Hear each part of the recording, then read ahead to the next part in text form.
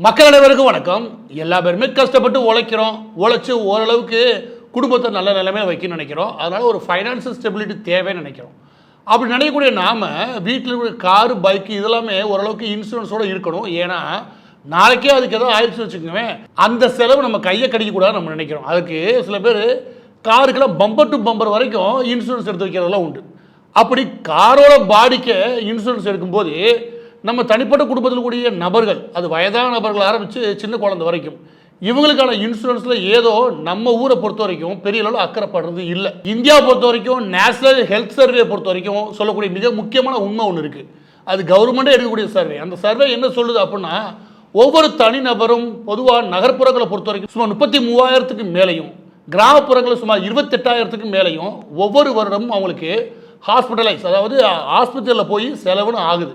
அது சராசரி ஆக்குறாங்க. அதாவது ஒவ்வொரு வருடமும் செலவாகிறது கிடையாது, அதோடைய சராசரி அளவு. எனவே காரு பைக்குன்னு கிடையாது, நம்ம உடல் சார்ந்த விஷயத்தில் நம்ம அதோடைய ஆரோக்கியத்தில் எந்த அளவுக்கு கவனம் செலுத்துகிறோமோ அதே அளவுக்கு எதில் கவனம் செலுத்தணும் அப்படின்னா அதனுடைய இன்சூரன்ஸ்லையும் கவனம் செலுத்தணும். அதாவது ஹெல்த் இன்சூரன்ஸ்லையும் கவனம் செலுத்தணும். ஏன்னா உடலுக்கு ஏதாவது ஒரு சிக்கல் ஏற்படுது, இல்லை வீட்டில் யாராவது ஒருத்தவங்களுக்கு முடியாமல் போகுது, இது எதிர்பாராத மருத்துவ செலவுகள் இருக்குல்ல, இது எதை பெரிய அளவில் பாதிக்குது அப்படின்னா அவங்களுடைய சேவிங்கை பாதிக்கிறது. அதாவது அவங்க சேர்த்து வைக்கக்கூடிய சேமிப்புகள் இருக்கு இல்லையா, அது ஒட்டுமொத்தமாக காலி பண்ணுது இந்தியாவை பொறுத்த வரைக்கும். இதன் மீது அக்கறை இருக்க வேண்டியது அவசியம். இந்த அக்கறை எப்படியா இருக்கணும் அப்படின்னா, நம்ம வீட்டில் யார் யார் இருக்கா, அவங்களுக்கு எப்படியான இன்சூரன்ஸ் எடுக்கணும், எப்படியான இன்சூரன்ஸ் நம்மளுடைய குடும்பத்தை பாதுகாக்கும், எவ்வளோ ப்ரீமியமில் எடுக்கணும், அது என்ன மாதிரியான கவரேஜில் இருக்கும், அதை பற்றின மற்ற விவரங்கள் வேறு வேறு நிறுவனங்கள் எப்படியா கொடுக்குது, இதை பற்றின முழு விவரங்களை நாம் கொஞ்சம் பொறுமையாக தெரிஞ்சுக்க வேண்டியதும் அவசியம். இதில் ரொம்ப வித்தியாசமான ஒரு உண்மை சொல்கிறீங்க இல்லைங்க, அது என்ன அப்படின்னா, இந்தியாவை பொறுத்த வரைக்கும் நம்ம பொதுவாக எதை பற்றி கவலைப்படுறோம் அப்படின்னா, நான் ஒரு இடத்துல இடம் வாங்கி போடுறேன், இல்லாட்டி ஒரு நகை வாங்கி போடுறேன்னு வச்சுக்கவேன், அதோட இன்ஃப்ளேஷன், அதாவது மணி இன்ஃப்ளேஷனை பற்றி ஓரளவுக்கு கவலைப்படுறோம். அது நேரடியாகவோ மறைமுகமாகவோ அது மணி இன்ஃப்ளேஷன் தெரியுதோ இல்லையோ, ஆனால் நம்ம வாங்கி போகிற ஏதோ ஒரு பொருளோட மதிப்பு கூடணும். ஆனால் நம்ம புத்தியில் தெரிய வேண்டிய விஷயம் என்ன அப்படின்னா, மணி இன்ஃப்ளேஷன் மட்டும் கிடையாது, ஹெல்த் இன்ஃப்ளேஷன் ஒன்று இருக்குது. அதாவது மருத்துவ செலவுகள் சார்ந்த விஷயங்கள் அது எப்படி அதிகரிக்குது. அது ஒரு ரிப்போர்ட், அதாவது சர்வதேச அளவில் எடுக்கப்பட்ட சர்வே ரிப்போர்ட் ஒன்று எப்படி சொல்லுது அப்படின்னா, இந்தியாவை பொறுத்த வரைக்கும் சுமார் 14% அளவிற்கு இந்த இன்ஃப்ளேஷன் இருக்குது, அதாவது ஹெல்த் இன்ஃப்ளேஷன் இருக்குது. அப்படின்னா என்ன அர்த்தம் அப்படின்னா, இந்த வருடம் 1 லட்ச ரூபா செலவாகக்கூடிய ஒரு மருத்துவ செலவு அடுத்த வருடம் 1,14,000 ரூபாய்க்கு செலவாகுது. எனவே இது 14% அளவிற்கு இதனுடைய அளவு வேகமாக வளருது. எனவே முதலாவது நம்ம சொன்ன விஷயத்தையும் இந்த விஷயத்தை நீங்கள் ஒப்பிடும்போது ஒவ்வொரு தனிநபருக்கும் ஆகக்கூடிய மருத்துவ செலவுகள் ஒன்று இருக்குது. அது survey report, national health survey report கொடுக்குது. இன்னொரு பக்கத்து அசைக்க முடியாத உண்மை என்ன அப்படின்னா, மணி இன்ஃப்ளேஷன் மாதிரியே ஹெல்த் இன்ஃப்ளேஷன் ஒன்று இருக்குது, அது 14% இருக்குது. பிற நாடுகள் எல்லாம் 10%க்கு கீழே இருக்கு. அந்த நாடுகளே என்ன சொல்கிறாங்க அப்படின்னா, கட்டாயம் நீங்கள் ஹெல்த் இன்சூரன்ஸ் எடுத்தாகணும். ஆனால் நம்ம நாட்டை பொறுத்த வரைக்கும் அது கட்டாயப்படுத்துறது இல்லை. ஆனால் நாம் கட்டாயம் எடுத்துக்கின்ற உணர்வு நமக்கு தேவை. எனவே இந்த 2 காரணங்களை உங்களால் சரியாக யோசிக்க முடியும்னா, ஹெல்த் இன்சூரன்ஸ்ன்றது எதற்காக தேவை அப்படின்ட்டு உங்களால் புரிஞ்சுக்க முடியும். அதில் 3வது ஒரு முக்கியமான விஷயத்தையும் சொல்கிறேன். அது என்ன அப்படின்னா, இந்தியாவுடைய பாப்புலேஷனில் சுமார் 30% அளவிற்கு, சுமார் 30% அளவு, ஏறக்குறைய 40 கோடி மக்களுக்கு மேலே எந்தவித ஃபைனான்சியல் ஸ்டெபிலிட்டியும் இல்லாமல் இருக்காங்க. அவங்களுக்கு எந்த காலத்தில் வேணாலும் ஒரு பெரும் சிக்கலை உருவாக்குறதுக்கு இங்கே வாய்ப்புகள் உண்டுன்னு ரிப்போர்ட் சொல்லுது. அந்த ரிப்போர்ட் மூலம் என்ன புரிஞ்சுக்க முடியுது அப்படின்னா, சுமார் 30%ன்றது குடும்பத்தை கணக்கிட்டு வச்சுக்கவேன், ஏற்கனவே 70%க்கு மேலே குடும்பங்கள் அந்த நிலைமையில் இருக்குன்னு எடுத்து வச்சுக்கவேன். அதுக்குள்ளே இருக்கக்கூடிய முக்கியமான மனிதர்கள், இவங்களுக்கு ஏதாவது ஒரு செலவு, கணவன் வேலைக்கு போய் கஷ்டப்பட்டு சம்பாதிக்கிறான், இல்லை கணவன் மனைவி 2 பேரும் போய் சம்பாதிக்கிறாங்க, அங்கே வீட்டில் 3வது நபருக்கு மருத்துவ செலவு வருதுன்னு வச்சுக்கவேன், அதையும் கால்குலேட் பண்ணால் இந்த சர்வே சொல்லக்கூடிய ரிப்போர்ட்டு ஏற்கனவே 70% மக்கள் ஒரு ஃபைனான்சியல் ஸ்டெபிலிட்டி, அதாவது பொருளாதார நிலைத்தன்மை இல்லாமல் இருக்காங்க. இது என்ன நல்லா குறிக்குது அப்படின்னா, என்னைக்கு வேணாலும் அவங்க ஒரு சிக்கல் வந்து வச்சுக்கவேன் கடனாளியாக மாறுவாங்க. அதில் மிக முக்கியமானது, அவங்கள கடனில் தள்ளக்கூடிய மிக முக்கியமான ஒரு விஷயம் இருக்குன்னா அது மருத்துவ செலவுகள் தான். எனவே இந்த 3 முக்கியமான சர்வே ரிப்போர்ட்லேருந்து நமக்கு புரியுறது என்ன அப்படின்னா, ஒவ்வொரு குடும்பத்தினுடைய அடித்தளமாக நம்ம செய்ய வேண்டிய விஷயம் என்ன அப்படின்னா, உடல் ஆரோக்கியம் ஒரு பக்கம்னா, நம்மளுடைய குடும்பத்தார், அது வயதான நபர்களாக இருந்து சிறுவர் வரைக்கும் எல்லா நபர்களுக்குமே ஒரு ஹெல்த் இன்சூரன்ஸ்னு ஒன்று எடுத்து வைக்க வேண்டியது நம்மளுடைய பொறுப்பு. இப்போ நமக்கு ஒரு விஷயம் புரியுது, ஹெல்த் இன்சூரன்ஸ் எதனால் ஒரு குடும்பத்தையும் பாதுகாக்கின்றது. ஆனால் அதை விட நமக்கு புரிஞ்சுக்க வேண்டிய விஷயம் என்ன அப்படின்னா, உடனடியாக நம்ம ஒரு ஏஜென்ட்டையோ ஒரு குறிப்பிட்ட நபரை அனுப்புகிறோன்னு வச்சுக்கோங்க, அந்த நிறுவனத்துக்கான ஏஜென்ட், ஒரு குறிப்பிட்ட நிறுவனத்துக்கான ஏஜென்ட், ஏதோ ஒரு கம்பெனி அவங்க வந்து பார்க்குறாங்கன்னா அந்த பேங்க் இல்லை அந்த நிறுவனம் சொல்லக்கூடிய ப்ராடக்ட் இருக்கு இல்லையா, அதை மட்டும் டீட்டெயிலாக எக்ஸ்பிளைன் பண்ணி அதை எடுத்துக்கிறது எந்த அளவுக்கு நல்லதுன்னு சொல்லுவாங்க. இதுதான் கடந்த 5 வருஷத்துக்கு முன்னே கூட இந்த மாதிரி நிலைமை தான். அதாவது ஏதாவது ஒரு பக்கத்தில் ஒரு ஏஜென்ட் இருப்பார், அவங்களை கூப்பிட்டு வச்சு இந்த வேலையை பார்ப்பாங்க.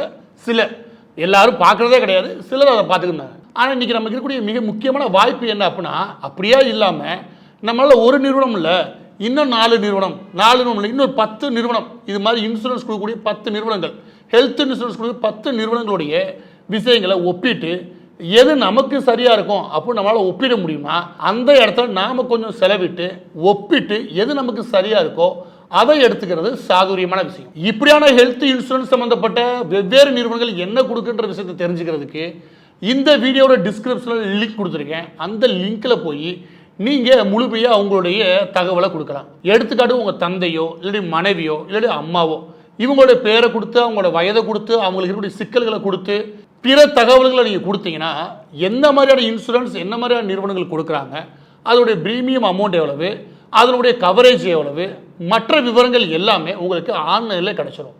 இதன் மூலமாக நீங்கள் எல்லா நிறுவனங்களையும் இருக்கக்கூடிய மிக முக்கியமான பெரும் நிறுவனங்கள் அந்த நிறுவனங்கள் கொடுக்கக்கூடிய வசதிகள் என்ன, அது கொடுக்கக்கூடிய வாய்ப்புகள் என்ன, மற்றதுலேருந்து இது எப்படி வேறுபடுது, எதனால் ப்ரீமியம் அமௌண்ட் குறைவாகுது, எதனால் அதிகமாகுது, எவ்வளோ காலத்துக்கு எப்படியான கவரேஜ் கொடுக்க முடியுது, இப்படியான எல்லா விஷயங்களையும் ஒரே இடத்துல நம்மளால் பார்க்க முடியும். இதில் உங்களுக்கு கூடுதலான தகவல் தேவைன்னா அதிலே உங்களுக்கு கஸ்டமர் கேருக்கான எக்ஸிக்யூட்டிவ்ஸ் இருக்காங்க, அவங்க போதுமான அளவுக்கு உங்களுக்கு உதவுவாங்க. எனக்கு தெரிஞ்ச அந்த வெப்சைட்டில் எல்லா தகவலும் இருக்குது, கொஞ்சம் நீங்கள் தேடி பார்த்தாலே கிடைச்சிடும். அதற்கு மேலே வேணும்னா உங்களுக்கு அட்வைஸ் வேணும்னா இது சம்மந்தப்பட்ட எக்ஸிக்யூட்டிவ்ஸை நீங்கள் அதுலேயும் நீங்கள் தொடர்பு கொண்டு பிற நிறுவனங்களோட ஒப்பிடுறீங்களா அதில் கூட சந்தேகங்களை நீங்களே கேட்டு தெரிஞ்சுக்கணும். இந்த ஆன்லைனில் எடுக்கிறது மூலமாக இந்த வசதி மட்டும் நமக்கு கிடைக்கிறது கிடையாது. அதோட சேர்த்து என்ன வசதி கிடைக்கிது அப்படின்னா, ஒருவேளை நம்ம ஹாஸ்பிட்டலில் போய் அட்மிட் ஆகிறோம், அந்த நேரத்தில் நம்ம கிளைம் பண்ணணும் அப்படின்னா இதையுமே இங்கே ஆன்லைன்லேயே முடிச்சிட முடியும். இப்போ நாம் டிஸ்கிரிப்ஷனில் கொடுக்கக்கூடிய லிங்க்கில் இருக்கக்கூடிய அந்த வெப்சைட்டில் நீங்கள் பார்த்தாலே அதிலே ஒரு முக்கியமான விஷயம் சொல்லியிருப்பாங்க. அது என்ன அப்படின்னா, நீங்கள் அந்த கிளைம் சம்பந்தமாக எங்களுடைய டெடிகேட்டிவ் மேனேஜரை நீங்கள் கம்யூனிகேட் பண்ணுறீங்கன்னா அடுத்த 30 நிமிஷத்தில் உங்களை தொடர்பு கொள்வோம்,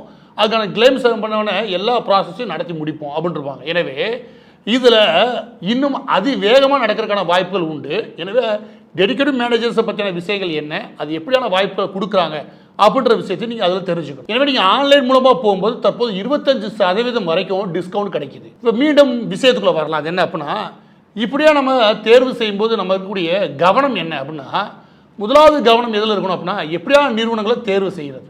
பொதுவாக இங்கே கொடுக்கக்கூடிய அட்வைஸ் என்ன அப்படின்னா, இந்த கிளைம் ரேஷியோன்னு இருக்கு இல்லையா, அது அதிகமாக இருக்கும். அதாவது 100ல் எத்தனை பேருக்கு இவங்க கேட்டதுக்கு பணத்தை கொடுத்து செட்டில்மெண்ட் பண்ணாங்க, அந்த சதவீதம் அதிகமாக இருக்கணும். அந்த மாதிரி நிறுவனங்களை தேர்வு செய்கிறது புத்திசாலித்தனம். இதில் இரண்டாவது விஷயம் என்ன அப்படின்னா, கேஷ்லெஸ் இன்சூரன்ஸாக இருக்கா பாருங்கள்.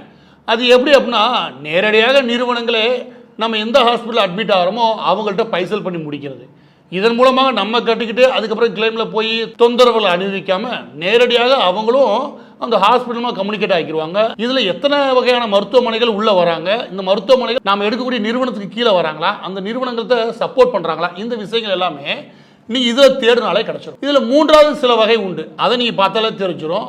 ஒரு பகுதி ஏறக்குறைய 80% அளவிற்கு நீங்கள் இன்சூரன்ஸ் கம்பெனிலேருந்து கிளைம் பண்ணிக்கலாம், ஒரு 20% அளவிற்கு நீங்கள் பே பண்ண வேண்டியிருக்கும். இப்படியான விஷயங்களில் நீங்கள் ப்ரீமியம் அமௌண்ட் இருக்குல்ல, அந்த ஒவ்வொரு மாதமும் கட்டக்கூடிய தொகை இருக்கு இல்லையா, அந்த தொகையை நீங்கள் ரொம்ப குறைச்சி கட்டணும் அப்படின்னு நினைக்கும் போது இப்படியான விஷயங்கள்லாம் மாறுபடும். இதில் காம்ப்ரிஹென்சிவ் இன்சூரன்ஸ் இருக்கு இல்லையா, அதாவது ஒட்டுமொத்தமாக எதெல்லாம் கவர் பண்ணுதுன்றதுல நாம தான் கவனமாக இருக்கணும். குறைஞ்ச ப்ரீமியம் அமௌண்ட்டை நம்ம எடுக்கணும்னு நினைக்கிறோம்னா அதற்கான வசதிகள் தான் அதில் கொடுக்கப்படும். எனவே நம்ம எது சாதுரியமான விஷயம் எது நல்ல விஷயம்னு பார்த்து கொஞ்சம் பொறுமையாக தேடி எடுக்க வேண்டியது நம்மளுடைய பொறுப்பு. அந்த இடத்துல அடுத்த விஷயம் மிக முக்கியமாக எதை பார்க்கணும் அப்படின்னா, வெயிட்டிங் பீரியட். இந்த வெயிட்டிங் பீரியட் என்னென்னா அப்படின்னா, ஒருவேளை நீங்கள் இப்போ கன்சீவ் ஆகிருக்கு, உங்களுடைய மனைவி இல்லாட்டி உங்கள் வீட்டில் யாரோ கன்சீவ் ஆகிறான்னு வச்சுக்கோங்க, அவங்களுக்கு அப்போ போய் நம்ம இன்சூரன்ஸ் எடுத்துகிட்டு அதுக்கடுத்து ஒரு 10 மாதத்தில் கிளைமுக்கு போகணும்னு வச்சுக்கோங்க, பெரும்பாலான நிறுவனங்கள் அது ஏற்றுக்கிறது கிடையாது. ஏன்னா அது சரியும் கிடையாது. எனவே இந்த மாதிரியான வெயிட்டிங் பீரியட்னு ஒன்று இருக்கும். அதாவது நீங்கள் ஒரு விஷயத்தை எடுக்கிறீங்க இன்சூரன்ஸை, அதுக்கு 2 வருஷம் இல்லாட்டி 3 வருஷத்துக்கு நீங்கள் வெயிட் பண்ணி அதற்கப்புறம் தான் இந்த மாதிரி விஷயங்கள்லாம் உங்களுக்கு கிளைம் ஆகும், இந்த மாதிரி விஷயங்கள்லாம் உங்களுக்கு பூர்த்தி ஆகணும் அவங்களே சொல்லியிருப்பாங்க. ஒருவேளை கல்யாணத்துக்கு முன்பே எடுத்திருந்து ஒரு 3 வருஷம் ஓடி அதுக்கப்புறம் அவங்க கன்சீவ் ஆகி குழந்தை பெற்றுக்கிறான்னு வச்சுக்கோங்க, அப்போ அந்த கவரேஜில் உள்ளே வரும். எனவே தான் சொல்கிறேன், இந்த வெயிட்டிங் பீரியட் இல்லையா, அது வெறும் குழந்தை பெற்பது மட்டும் கிடையாது, எல்லா வகையான நோய்களுக்குமே அந்த வெயிட்டிங் பீரியட்னு ஒன்று இருக்கும். எனவே அதையும் கொஞ்சம் நீங்கள் தேடி அது எவ்வளோ வெயிட்டிங் பீரியட் இருக்குது, எத்தனை காலத்துக்கு அப்புறம் நீங்கள் அந்த கிளைம் பண்ணுறதுக்கான வசதிகள் அதில் இருக்குது, அதையும் நீங்கள் பார்க்கணும். வயதான நபர்களுக்கு எடுக்கும்போது கூடுதல் கவனத்தோடு எடுக்கிறது அவசியம். அவங்களுக்கு எப்படியான நோய் பட்டியலெல்லாம் இங்கே கவராக இருக்கிற வாய்ப்புகள் உண்டு. அந்த காம்ப்ரிஹென்சிவ் இன்சூரன்ஸை பொறுத்த வரைக்கும் என்னென்ன லிஸ்ட்லாம் கொடுத்துருக்காங்க, எந்த வகையில் நமக்கு அது சப்போர்ட்டாக இருக்கும், இதெல்லாம் நீங்கள் கூடுதலாக படிக்க வேண்டியது அவசியம். மிக முக்கியமான இன்னொரு விஷயம் இருக்குது, டொமஸ்டிக் கேர். வயதானவர்களை பற்றி பேசும்போது மருத்துவமனையில் வச்சு நான் பார்க்க முடியல, நான் வீட்டில் வச்சே பார்த்துக்க விரும்புகிறேன், ஆனால் வீட்லேயும் எனக்கு செலவு எப்படி ஒரு மருத்துவமனையில் என்ன வச்சு பார்ப்போமோ அதே அளவுக்கான செலவு ஆகும் அப்படின்னா, அப்போ அந்த டொமஸ்டிக்கல் கேர் அந்த வீட்டில் வச்சு பார்க்கணுமா, அப்போ டொமஸ்டிக்கல் கேருக்கும் நமக்கு இன்சூரன்ஸ் கவரேஜ் கிடைக்குமா அப்படின்றதும் நீங்கள் பார்த்துக்கணும். ஏன்னா வெறும் டே கேர், அதாவது வெறும் ஹாஸ்பிட்டலுடைய பெட் சார்ஜ் அங்கே வச்சு பார்த்துக்கணும்ல, அப்போ மட்டும் கவரேஜ் கொடுக்கக்கூடிய இன்சூரன்ஸ் பாலிசி எடுத்துகிட்டு நம்ம வீட்டில் வந்து இவ்வளோ செலவாகுது அப்படின்னு நினச்சோம்னா அது நம்ம செய்கிற தப்பு. எனவே வயதானவர்களை பற்றி நம்ம யோசிக்கும் போது நம்ம டொமஸ்டிக்கல் கேரில் வச்சு பார்க்க வேண்டிய அவசியம் நமக்கு வருமா, அப்படி வரும் பட்சத்தில் எந்த இன்சூரன்ஸ் நமக்கு செட் ஆகும், நம்மளோட தந்தைக்கோ இல்லை நம்மளுடைய தாத்தாவுக்கோ எந்த இன்சூரன்ஸ் செட் ஆகுன்றதை நம்ம அதிலேயே பார்த்துக்க வேண்டியது அவசியம், டொமஸ்டிக்கல் கேர். எனவே இன்சூரன்ஸ் எடுக்கக்கூடிய நபர்கள் கிளைம் பண்ணும்போது, அதாவது அதை வாங்க போகும்போது அவங்க அடிக்கடி சொல்லக்கூடிய குறைகள் என்ன அப்படின்னா, ரூம் வாடகை கிடைக்கல, அதுக்கப்புறம் டொமஸ்டிக்கல் கேருக்கு கொடுக்கல, அப்போ டே கேருக்கு கொடுக்கல, இப்படியான விஷயங்கள் சொல்கிறாங்களே. இப்படியான விஷயங்கள் நீங்கள் இன்சூரன்ஸ் எடுக்கும் போதே படித்து தெளிவாக புரிஞ்சிக்க வேண்டியது அவசியம். அது முடிஞ்சதுக்கப்புறம் வந்து வருத்தப்படுறது இல்லையா, அது நியாயமான போக்கே கிடையாது. ஏன்னா முதைய நாம் அதை படிக்கலை, இல்லை முதைய நாம் அதை போதுமான அளவுக்கு தெரிஞ்சுக்கல. எனவே தான் சொல்கிறேன், இன்சூரன்ஸ் செக்டரை பொறுத்த வரைக்கும் இதையெல்லாம் நீங்கள் கொஞ்சம் கூடுதலாக கவனிக்கணும். இல்லை நமக்கு ப்ரீமியம் அமௌண்ட் குறைவாக இருக்குது, அதிகமாக ஹெல்த் இன்சூரன்ஸ் கவரேஜ் இருக்குது, இந்த மாதிரி எதாவது ஒன்று பார்த்துட்டு மற்ற எதையுமே நம்ம படிக்கலன்னு வச்சுக்குவேன், கடைசியாக வந்து நிற்கும் போது இந்த மாதிரி வசதிகளாக நம்ம கிடைக்கலையே அப்படின்னு சொல்கிறதுல நியாயம் கிடையாது. அதனால தான் சொல்கிறேன், ப்ரீமியம் அமௌண்ட் குறைவாக இருக்குது அந்த அளவில் மட்டுமே தேடுறதை விட அதில் என்ன மாதிரியான வசதிகள் கொடுக்குறாங்க அதையும் சேர்த்து தேடுறது இந்த ஹெல்த் இன்சூரன்ஸ் செக்டரை பொறுத்த வரைக்கும் அவசியம். இதில் கார்பரேட் நிறுவனத்தில் வேலை பார்க்கக்கூடிய நபர்களை பொறுத்த வரைக்கும் அந்த கம்பெனி இன்சூரன்ஸ்லாம் கவரேஜ் கொடுத்துருச்சுங்க அப்படின்ட்டுவாங்க. அந்த கவரேஜை பொறுத்த வரைக்கும் 3 to 4 லட்சம் இந்த அளவில் தான் இருக்கும். எனவே இது ஒரு பெரிய கவரேஜ்னு சொல்ல முடியாது. அதே நேரம் ஒரு நிறுவனத்துக்கு இன்னொரு நிறுவனத்துக்கு போகிறீங்கன்னா அந்த இன்சூரன்ஸ் தொடருதா அப்படின்ற விஷயத்தில் ஒரு பெரிய கேள்விக்குறி இருக்குது. இதையெல்லாம் கவனிக்காமையே வெவ்வேறு நிறுவனங்களுக்கு மாறக்கூடிய நபர்கள் உண்டு. அப்படி மாறினீங்கன்னா அந்த இன்சூரன்ஸ் அதோட கட்டாயிரும். எனவே இதன் மீது நீங்கள் அக்கறை இருக்குன்னா அதோட சேர்த்து கூடுதலாக ஹெல்த் இன்சூரன்ஸ் இருக்கு இல்லையா, தனியாக நாம பொறுப்புக்கு நாமளே எடுத்து வைக்கிறது இதில் கூடுதல் தேவையும் இருக்குது. எனவே பதிவோட முடிவாக நான் முதலாவது சொன்ன மாதிரி ஒரு காருக்கு பம்பர் டு பம்பர் இன்சூரன்ஸ் எடுத்து அதுக்கு ஏதாவது ஆயிடுச்சுன்னா நம்ம கையை கடிக்கக்கூடாதுன்னு நினைக்கிறோம். ஆனால் நம்ம உடலை பொறுத்த வரைக்கும் ஆரோக்கியமாக வச்சுக்கிறது எவ்வளோ முக்கியமோ அதை விட ரொம்ப ரொம்ப முக்கியம் நம்ம குடும்பத்தில் எல்லாருடைய உடல் ஆரோக்கியத்தோடு சேர்த்து நாளைக்கு ஏதாவது ஒரு சிக்கல் வருது, நாளைக்கு ஏதாவது மருத்துவமனையில் சேர்க்க வேண்டிய நிலைமை வருது அப்படின்னா அது கூடுதலாக சிந்திச்சு அதுக்கு நாம் போதுமான பாதுகாப்போட ஹெல்த் இன்சூரன்ஸ் எடுத்து வச்சுக்க வேண்டியது அவசியம். இது ஃபைனான்சியல் ஸ்டெபிலிட்டி ஒன்று இருக்கு இல்லையா, அதாவது பொருளாதார நிலைத்தன்மை அதை கொடுக்க வல்லது. இல்லைனா அந்த மாதிரி விஷயங்களை நம்மளை பெரும் கடலில் கொண்டு போய் நிப்பாட்டும். எனவே ஹெல்த் இன்சூரன்ஸ்ன்றது அவசியம். அதை பற்றின மேலும் விவரங்கள் தெரியறதுக்கு வீடியோட டிஸ்கிரிப்ஷனில் லிங்க் கொடுத்துருக்கேன், அதில் போய் மேலும் விவரங்கள் தெரிஞ்சுக்கோங்க. இந்த லிங்க்கில் போகும்போது சுமார் 25% வரைக்கும் டிஸ்கவுண்ட் கிடைக்கிறதுக்கான வாய்ப்புகள் உண்டு. சுமார் 50க்கும் மேற்பட்ட நிறுவனங்களுடைய இன்சூரன்ஸ் வகைகளையும் ஒப்பிட்டு பார்க்கவும் உங்களால் முடியும்.